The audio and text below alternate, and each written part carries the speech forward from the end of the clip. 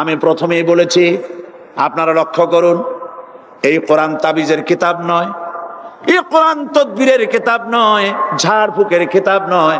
কোরআন হলো পৃথিবীর মানুষের জন্য কোড অফ লাইফ, পূর্ণাঙ্গ জীবন বিধান। সবকিছু আল্লাহ পাক কোরআনের ভিতরে বলে দিয়েছেন, কোনো জিনিস বাদ দেন নাই।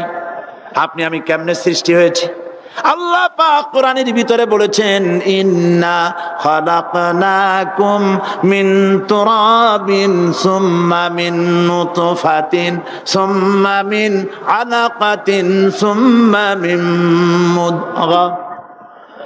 নিষ্প্রাণ মাটি দিয়ে তোমাকে উৎপন্ন করা হয়েছে, নিষ্প্রাণ মাটি উপাদান দিয়ে তোমাকে তৈরি করা হলো। মায়ের পেটের ভিতরে এক ফোঁটা নাপাক পানি জমাট রক্তে পরিণত হয়ে গেল। জমাট রক্ত আস্তে করে গোস্ত পিণ্ড হলো। গোস্ত পিণ্ডকে সুন্দর করে সাজায়া, হাড্ডি গুড্ডি বানায়া, স্ট্রাকচার তৈরি করে তার উপরে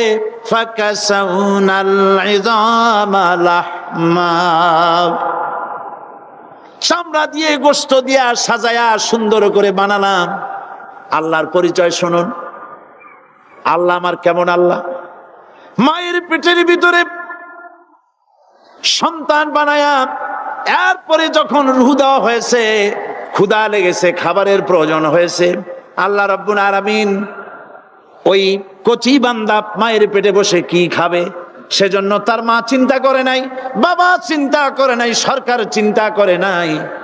আল্লাহ রাব্বুল আলামিন মায়ের মাসিক অসুখকে বন্ধ করে দিয়ে সন্তানের নাভির সাথে আর মায়ের নাভির সাথে তার লাগায়া, পাইপ লাগায়া মায়ের মাসিক অসুখের রক্তগুলি দিয়ে সন্তানকে বড় বানালেন। মুখ দিয়া এই রক্ত পান করালেন না, মুখটাকে পবিত্র রেখে দিলেন যাতে করে পৃথিবীতে আসার পর ওই মুখ দিয়া আল্লাহ রাব্বুল আলামিনের জিকির করতে পারো। সন্তান মায়ের ভিতরে পেটের ভিতরে বড় হলো। আল্লাহ রাব্বুল আলামিন বলেন, মাস দিন যখন পুরা হয়ে গেল, সুম্মা নুখরিজুকুম তিফলা, বাচ্চার আকারে পৃথিবীতে নিয়ে আসলাম। এখন খাবা কি? পৃথিবীতে যখন বাচ্চা এলো, তখন তার পেটের সাথে যে সংযোগ ছিল মায়ের নাভির সাথে আর সন্তানের নাভির সাথে, সেই সংযোগ তার আর কি থাকলো? কি করা হলো? কেটে দেওয়া হলো। লক্ষ্য করুন, খাবারের জন্য একটি মাত্র পাইপ আল্লাহ লাগাইছিলেন, পৃথিবীতে সন্তান আসার সঙ্গে সঙ্গে পাইপটা কেটে দেওয়া হলো। এবার কি খাবে? আল্লাহ রাব্বুল আলামিন মায়ের বুক থেকে সন্তানের জন্য এবার সিঙ্গেল সিগন্যাল, তার জন্য সিঙ্গেল কোন লাইন যেটা ছিল কেটে দিয়া মায়ের বুক থেকে সন্তানের জন্য ডাবল লাইন আল্লাহ চালু করে দিলেন। এমন দুধ বানায় দিলেন যা শুধু খাবার নয়, শুধু ফুড ভ্যালু নয়। এই দুধের ভিতরে ক্যালসিয়াম, এর মধ্যে ভিটামিন, এর মধ্যে আয়রন, এর মধ্যে মেডিসিন।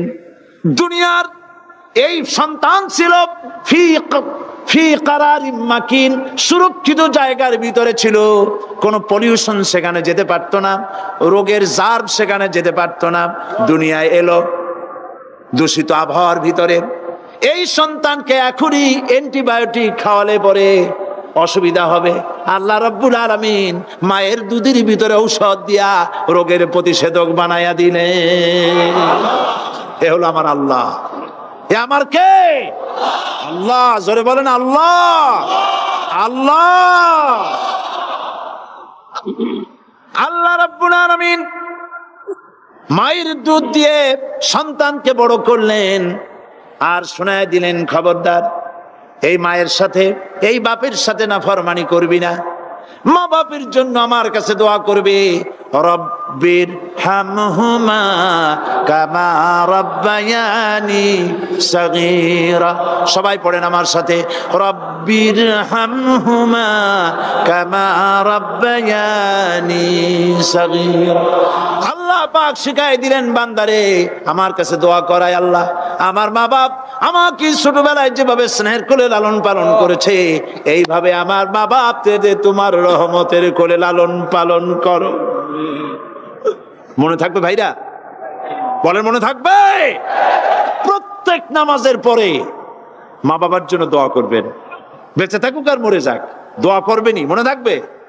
রব্বির হামহুমা কামা রব্বায়ানি সগীরা।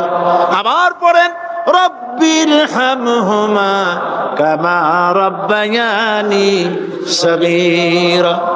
আল্লাহ পাক মায়ের মর্যাদা এত বাড়াইছেন, সাহাবী প্রশ্ন করেছে ইয়া রাসূলুল্লাহ খেদমত করব কার? হুজুর বলেন তোমার মায়ের, তারপরে কার? তোমার মায়ের, তারপরে কার? তোমার মায়ের, তারপরে কার? তোমার পিতার।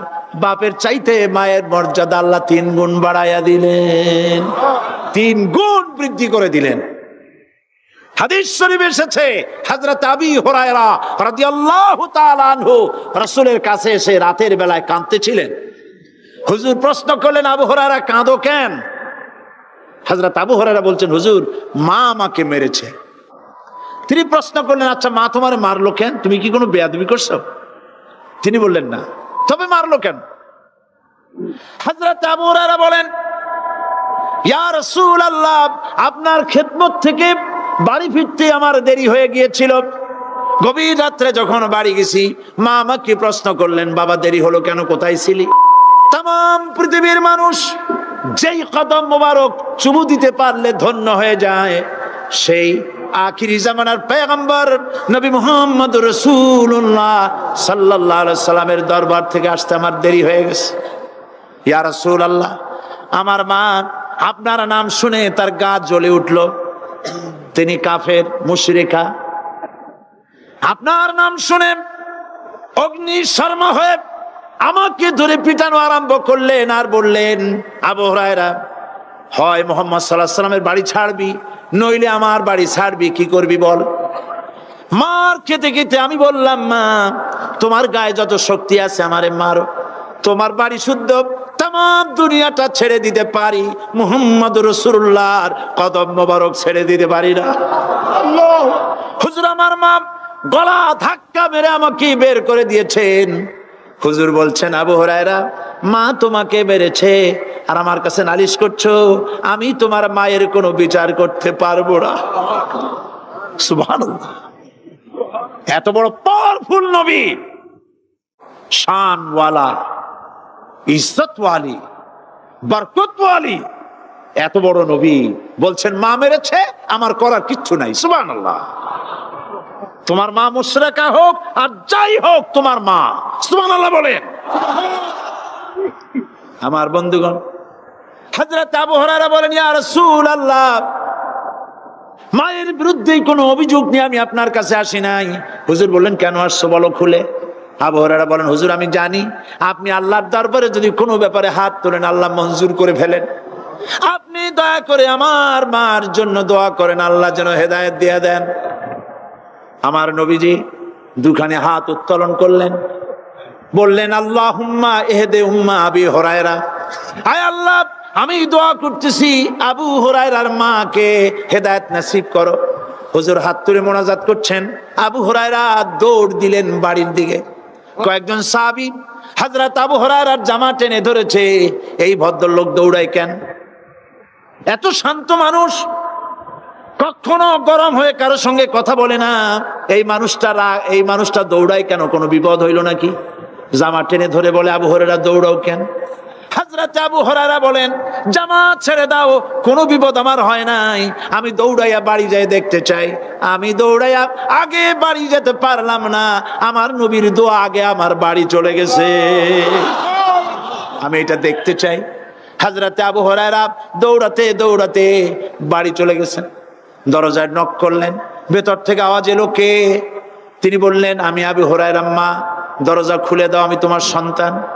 মা বললেন বাবা অপেক্ষা করো, দরজা খুলতেছে। হযরত আবু হুরায়রা বলেন মায়ের গলার আওয়াজের ভেতরে কুফরি কর্কশতা পেলাম না, মায়ের গলার আওয়াজের ভেতরে তাওহীদের নরমিয়াত পেলাম। আমার কাছে মনে হলো আমি আবু হুরায়রা বাড়ি আসার আগে নবীজির দোয়া আল্লাহর আরশে পৌঁছে গেছে। আবু হুরায়রা বলছেন, মা আমার কিছুক্ষণ পরে ঘরের থেকে বেরিয়ে এসেছেন, আমি দেখলাম মায়ের শরীর ভিজা, মাথার চুল দিয়া পানি টপকাচ্ছে। মা আমার বললেন, বাবারে তোমাকে মারার পর আমি নিদারুণ অনুশোচনায় পড়েছিলাম, মনে মনে ভাবলাম, আহারে আমার সন্তান আমি কেন মারলাম? সে তো কোনো খারাপ কাজ করে নাই, কোনো খারাপ জায়গায় যায় নাই, এত ভালো মানুষ যার সম্পর্কে লোকেরা খামোখাই মিথ্যা কথা বলে, এই ভালো মানুষটার কাছে গেছে, সেজন্য আমি মারলাম কেন? বাবা গো, আমি আমার ভুল বুঝতে পেরেছি, জীবনের ভুলও ধরা পড়েছে, আমাকে জলদি করে নিয়ে চলো বিশ্ব নবীর দরবারে। হযরত আবু হুরায়রার মা রাসূলুল্লাহর খেদমতে এসে ঘোষণা করলেন, আশহাদু আল্লা ইলাহা ইল্লাল্লাহু ওয়াহদাহু লা শারীকা লাহু ওয়া আশহাদু আন্না মুহাম্মাদান আবদুহু ওয়া রাসূলুহু। আমার ভাইয়েরা, আল্লাহ রাব্বুল আলামিন মানুষ সৃষ্টি করে পৃথিবীতে পাঠায় দিলেন, খাবারের ইন্তজাম করলেন, এগুলি সব আল্লাহর পরিচয়। আল্লাহরে চেনার জন্য বড় বড় কিতাব ঘাটা লাগে না, কিসমতে যদি থাকে দুই একটা দৃষ্টান্ত যথেষ্ট হয়ে যায়। সুবহানাল্লাহ, সুবহানাল্লাহ, দুই একটা দৃষ্টান্ত যথেষ্ট। আল্লাহ পাক সমস্ত সৃষ্টি জগৎকে তৈরি করলেন, সৃষ্টি করলেন, আর তাদের খাদ্যের ব্যবস্থা করলেন। কে করেছেন খাদ্যের ব্যবস্থা? খাদ্য দেন আল্লাহ। আল্লাহ পাক কোরআন শরীফে বলেছেন, লা ইন শাকারতুম লাযীদান্নাকুম ওয়া লা ইন কাফারতুম ইন্না আযাবি লাশাদীদ। আমার নিয়ামতের শুকর যদি আদায় করো বাড়ায় দেব, আর যদি কৃতজ্ঞ হও শুকরিয়া আদায় না করো মস্ত বড় শাস্তি দেব। ফসল দেই আমি, আর শুকরিয়া আদায় করো তোমার বাজানে, ঠিক কিনা? শুকরিয়া আদায় করে কার? বাজানে। একটা লোকের, একটি মানুষের যেই প্রশংসা এই সরকার করলো, বিগত 4.5 বছর ধরে একটা মানুষের যত জিকির করলো, প্রশংসা করলো, ছবি টানাইলো, যদি এতটা জিকির এতটা স্মরণ আল্লাহ রাব্বুল আলামিনের করত, ওদের জন্য আল্লাহর জান্নাতের দরজা খোলা হয়ে যেত। প্রশংসা করবে কার? চিল্লায় বলুন, আল্লাহ পাকের প্রশংসা করবে। খেতে দেওয়ার মালিক তিনি। আল্লাহ পাক বলছেন, আল্লাহকে, তার পরিচয় আল্লাহ তুলে ধরেছেন, ওয়ামা মিন দাব্বাতিন ফিল আরদি ইল্লা আলাল্লাহি রিজকুহা। এই পৃথিবীর ভিতরে এমন কোন বিচরণশীল জীব নাই যার রিস্কের দায়িত্ব আমি আল্লাহ গ্রহণ করি নাই। সুবহানাল্লাহ বলবেন না? রিস্কের দায়িত্ব কার হাতে? আচ্ছা দেখুন তো, পৃথিবীর সমস্ত সরকারের কাছে বিভিন্ন মন্ত্রণালয় আছে না? খাদ্য মন্ত্রণালয় বলে কোনো মন্ত্রণালয় আছে কিনা? আছে। খালি কয় খামু আর খামু। খাদ্য মন্ত্রণালয় আছে, থাকার পরেও মানুষ না খাইয়া মরে, ঠিক কিনা? এবার একটু তাকান তো, জ্ঞানের চক্ষু দিয়া তাকান, ফরেস্ট এরিয়া, বাঘ আছে কিনা? নাই। সিংহ আছে কিনা? গন্ডার আছে কিনা? হাতি আছে কিনা? বিশাল বিশাল প্রাণী আছে কিনা? জঙ্গলে ছোট্ট প্রাণী থেকে, পোকা থেকে শুরু করে গন্ডার পর্যন্ত, টুনটুনি পাখি দিয়ে শুরু করে ঈগল পাখি পর্যন্ত, নদীর ভিতরে ছোট্ট চুনু পুঁটি থেকে শুরু করে তিমি মাছ পর্যন্ত। প্রাণী তত্ত্ববিদরা বলেছেন, সমুদ্রের ভিতরে এমন এমন বড় বড় তিমি আছে যে একটা তিমির ওজন 5000 টন পর্যন্ত হয়ে যায়। 5000 টন তিমিটার ওজন। এর যখন বাচ্চা হয়, তখন বাচ্চার দৈনিক দুধ লাগে 50 থেকে 60 মণ পর্যন্ত। কে ব্যবস্থা করে? রুহান ফেরেশতা তো, ওর মা যেমন বাচ্চাও তো সেরকম হবে, ঠিক কিনা? কে দেয় খাবার? এবার দেখেন তো, আপনার দেশের এই জঙ্গলে কত হাতি আছে, হাতিরা মিছিল করে আসছে যে আল্লাহ আমাদের এখন আর খাইতে যাইতে দিতে পারে না, বাংলাদেশের গভর্নমেন্ট কিছু দাও। আসছে না, খাইয়া ক্ষুধার জ্বালায় হাতি মরেছে, বাঘ মরেছে, সিংহ মরেছে, এর কোন দৃষ্টান্ত আছে? ক্ষুধার জ্বালায় আকাশের উড়ন্ত পাখিরা ছটফট করে মারা গেছে, দৃষ্টান্ত আছে? নদীর মাছেরা ক্ষুধার জ্বালায় ভেসে উঠেছে, না খাইয়া মরে গেছে, দৃষ্টান্ত আছে? মহান আল্লাহ রাব্বুল আলামিন কোরআন শরীফের ভিতরে বলেছেন, অনেক প্রাণী এমন আছে যারা তাদের খাদ্যকে সঞ্চয় করে না, খাদ্যকে জমা করে না, আহরণ করে না। সকাল বেলায় একটা খাবার খেলো, দুপুরে কি খাবে তার জানা নাই। শকুন পৃথিবীর মাটি থেকে 3 মাইল উপরে ওড়ে, তার চোখকে আল্লাহ পাক এত তীক্ষ্ণ বানিয়ে দিয়েছেন, এই চট্টগ্রামের কোথায় মরা গরু আছে 3 মাইল উপর দিয়ে দেখতে পায়? সুবহানাল্লাহ করতে ইচ্ছে করে না। এই প্রাণীগুলি খাবারগুলি কোনো গভর্নমেন্ট জোগাড় করে রাখে নাই, আল্লাহ পাক বলেন সবার খাবার আমি দেই। সকাল বেলায় সমস্ত প্রাণীগুলি, মহাশূন্যে পাখি, পানির ভিতরে মৎস্যরাজি, জঙ্গলের ভিতরে হিংস্র প্রাণী, পোকামাকড় থেকে শুরু করে সবগুলো খালি পেটে সব বেরিয়ে যায়, কারো কোনো খাবারের মজুদ নাই। সন্ধ্যা হতে না হতে সমস্ত প্রাণীগুলির পেট ভরাইয়া আমি আবার যার যার ঘরে বেরায় দেই। ওয়ামা মিন দাব্বাতিন ফিল আরদি ইল্লা আলাল্লাহি রিজকুহা। সমস্ত প্রাণী রিজকের দায়িত্ব আমি আল্লাহর হাতে। কে দেয় রিজেক? জোরে বলুন, কে দেন? আল্লাহ পাক। কি খাবেন সব আল্লাহ জোগাড় করে দিয়েছেন। তরি তরকারি জোগাড় করেছেন, মাছ জোগাড় করেছেন, চাউল দিয়েছেন, খাবার দিয়েছেন, গোশত দিয়েছেন, সব দিয়ে দিয়েছেন। আল্লাহ রাব্বুল আলামিন সমস্ত জিনিস দিয়ে মানুষকে আল্লাহ পাক তার জন্য আল্লাহ সব করেছেন। খালাকালাকুম মা ফিল আরদি জামিআ, এই পৃথিবীতে যা তৈরি করেছে সব তোমার জন্য। এ হচ্ছে আমার আল্লাহ, এ হচ্ছে আমার কে? আল্লাহ। সে আল্লাহ পাক বলছেন, আল্লাহর পরিচয়, তিনি স্রষ্টা, তিনি রিজেক দাতা। এবার আইনদাতা কে? আইনদাতা কে? আরো জোরে বলুন। আইনদাতা আল্লাহ হচ্ছে আল্লাহর পরিচয়। ইনিল হুকমু ইল্লা লিল্লাহ আলা লাহুল খালকু ওয়াল আমর। সৃষ্টি যার, আইন চলবে তার। আমার দেশে আল্লাহর আইন চলছে? আমাদের দেশের কল কারখানা, ক্ষেত খামার, অফিস আদালত আল্লাহর আইন অনুযায়ী চলে? চলে না।